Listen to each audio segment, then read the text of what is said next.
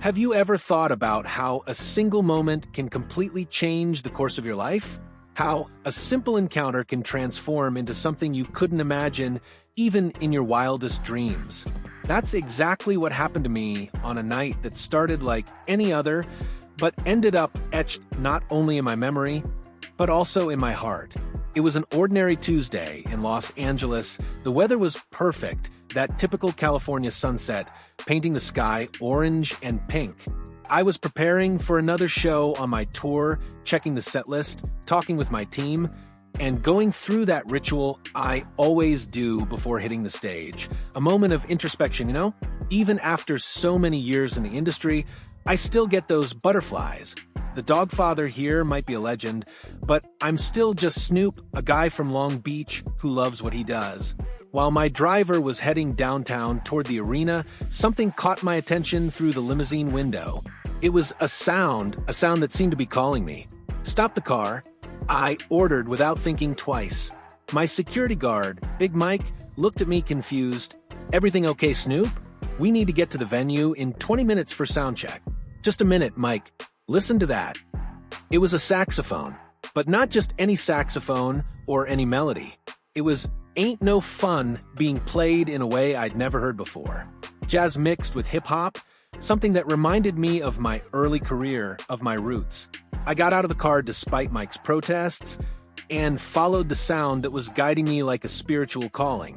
And then I saw him, an elderly black man, must have been in his 70s, white hair like snow, sitting on a worn wooden stool at the corner of 5th and Broadway.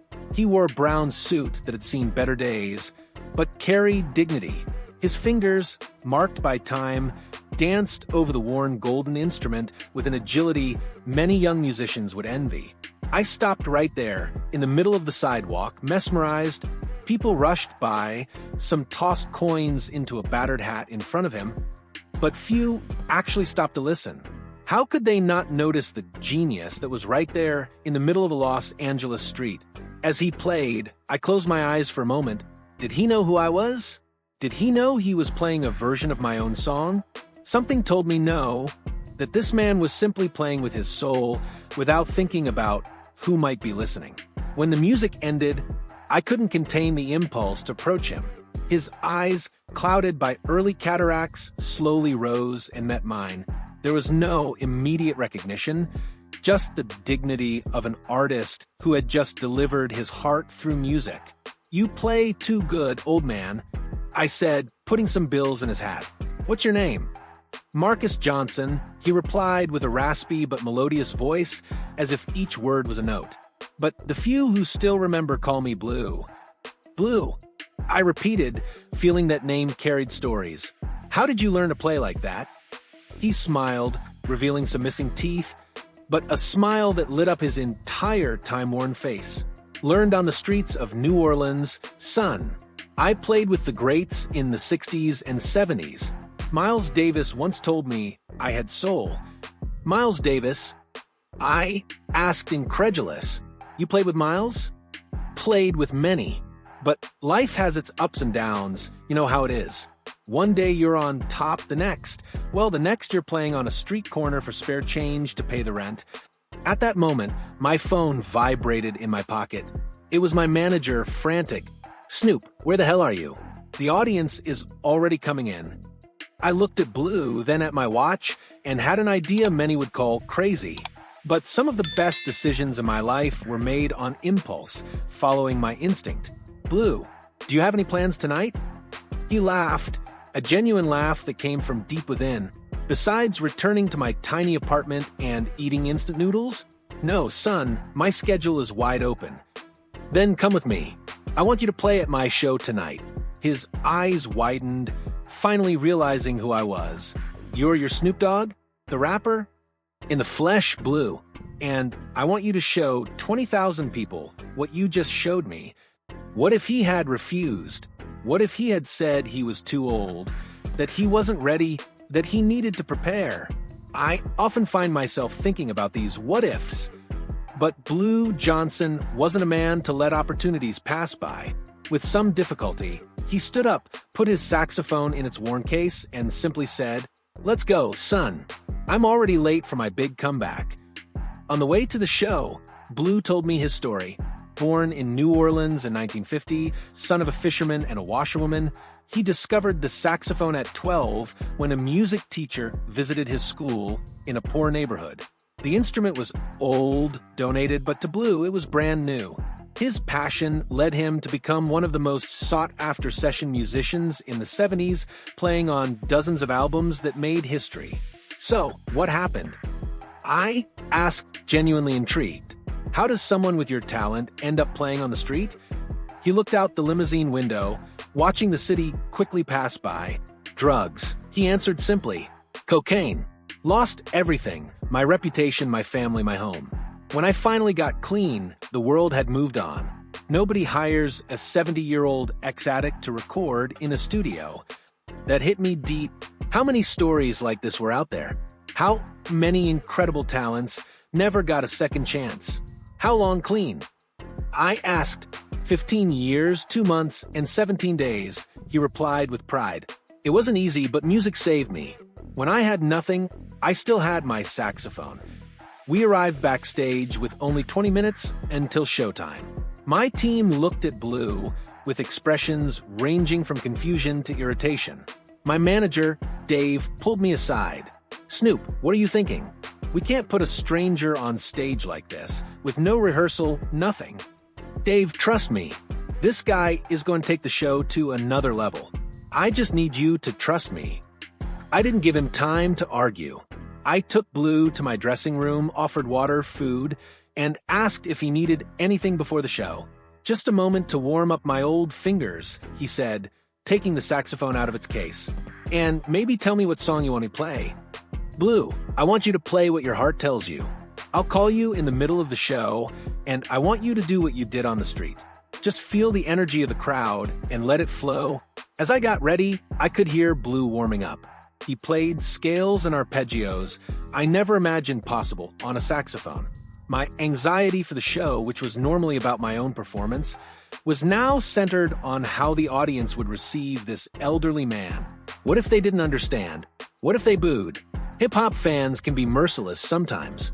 Was I putting an elderly gentleman in a potentially humiliating situation? These doubts accompanied me until the moment I stepped on stage. The lights, the smoke, the deafening roar of the crowd. All so familiar to me, but completely new to Blue. The show started with full force. The next episode, Drop It Like It's Hot, Gin and Juice. The audience was in ecstasy, jumping, singing along. I felt the energy, surfed on it as I always did. But in the back of my mind, I was thinking about the right moment to bring Blue out. We reached the part of the show where I normally give a speech about unity, about how music transcends barriers. It was the perfect moment. Los Angeles. I shouted into the microphone. Do you believe in destiny? The crowd roared in response. Today, on my way to this show, destiny put someone in my path. An incredible musician who was playing on the street for spare change, a man who once played with Miles Davis with the jazz greats, but whom life has treated harshly. The audience fell silent, curious. I want you to welcome with all the respect and love he deserves, Blue Johnson. There was a moment of confusion when Blue walked onto the stage, moving slowly, his saxophone in his hands. Some nervous laughter, whispers. He looked so out of place there, with his worn brown suit amid the neon lights and high-tech paraphernalia of my show. I gave him center stage, and a spotlight illuminated him. Blue looked at the crowd, momentarily paralyzed. For a terrible second, I thought I had made a huge mistake. What if he froze? What if he panicked? But then, Blue brought the saxophone to his lips and closed his eyes. The first notes of Ain't No Fun filled the arena, but in a completely new way. It was as if he was telling the story of the song again, reimagining it through decades of experience, of pain, of joy. The audience was absolutely silent for the first few seconds. Then, gradually, they started swaying to the music. I looked at my musicians and gave them a signal.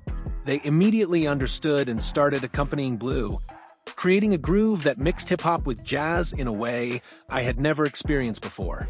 I grabbed the microphone and started improvising verses about second chances, about how life can knock you down, but never keep you down. Blue responded with his saxophone, creating a musical dialogue that transcended words. I don't know how long we stayed like that. It could have been 5 minutes or 50. Time stopped. I saw tears in the eyes of people in the front row. Tough guys who normally put on a front were visibly moved. And then something happened that I'll never forget. Blue started playing a melody that I didn't immediately recognize. It was old, melancholic, but full of hope. He approached my microphone and said, "This is What a Wonderful World.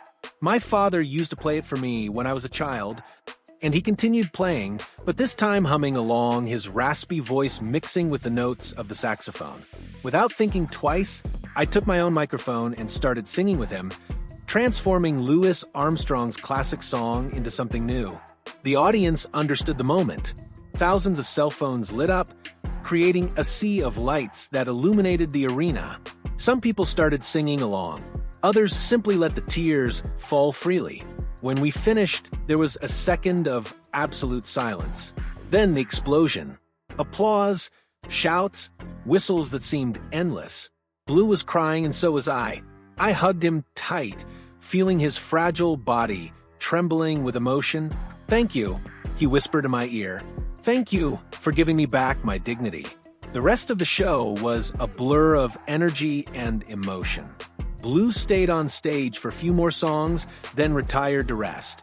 When it finally ended and I returned to the dressing room, he was sitting quietly looking at his saxophone. "And now?" he asked without raising his eyes. "Back to the street tomorrow?" I sat down beside him, exhausted but electrified. "Only if you want a Blue. Because I just talked to Dave, my manager.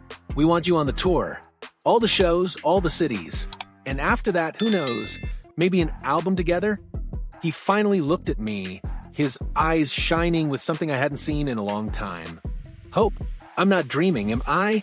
Because if I am, I don't want to wake up. It's not a dream, Blue. It's your second chance. In the days that followed, the internet exploded. Videos of our duet went viral. Journalists wanted to interview Blue, to know his story.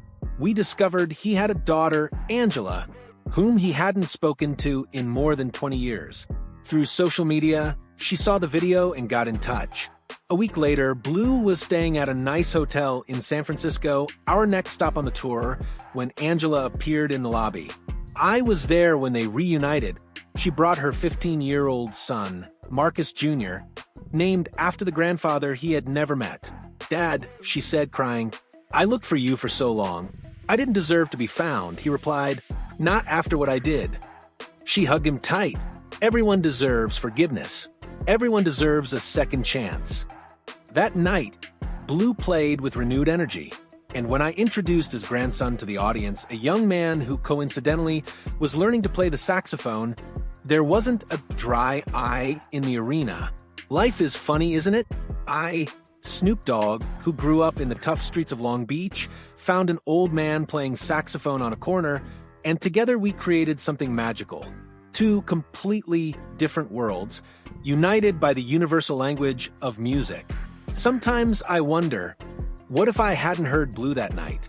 What if I had ignored that sound coming from the street? How many incredible talents do we pass by without noticing every day? How many extraordinary stories are hidden in ordinary people who cross our path? Today, 2 years after that encounter, Blue Johnson has his own album, Second Chances, produced by me. He has been clean for 17 years, lives in a comfortable house in Long Beach, not far from mine, and teaches music to young people from underprivileged communities.